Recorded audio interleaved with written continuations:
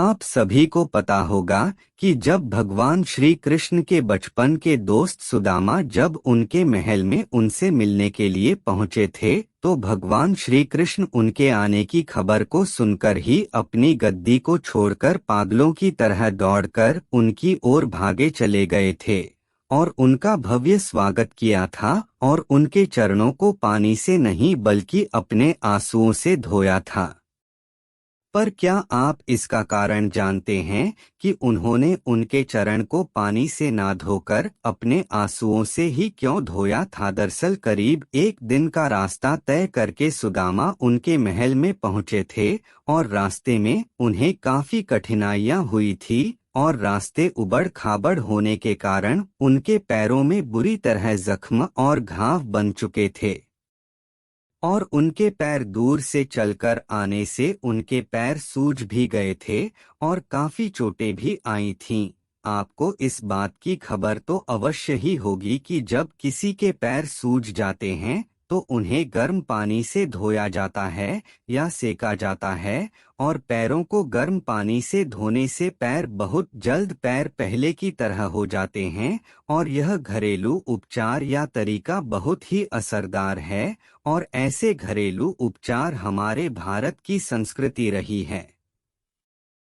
तो उनके पैरों को अपने आंसुओं से धोने के पीछे उनका प्यार या समर्पण भाव और खुशी तो अवश्य था, लेकिन इसके साथ साथ भगवान श्री कृष्ण इस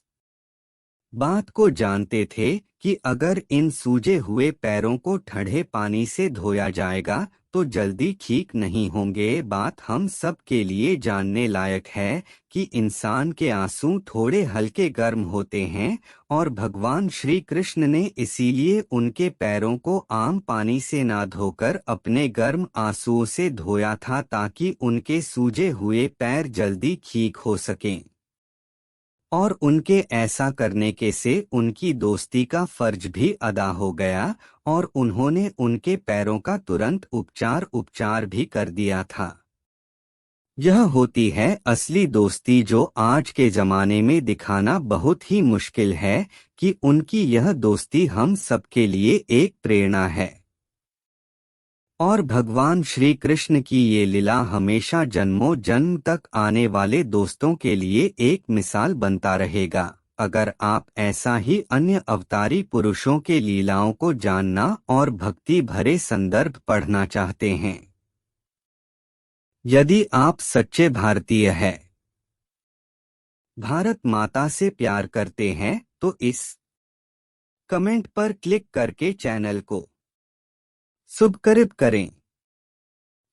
@लेसी सन्नी 2 स्टोरी।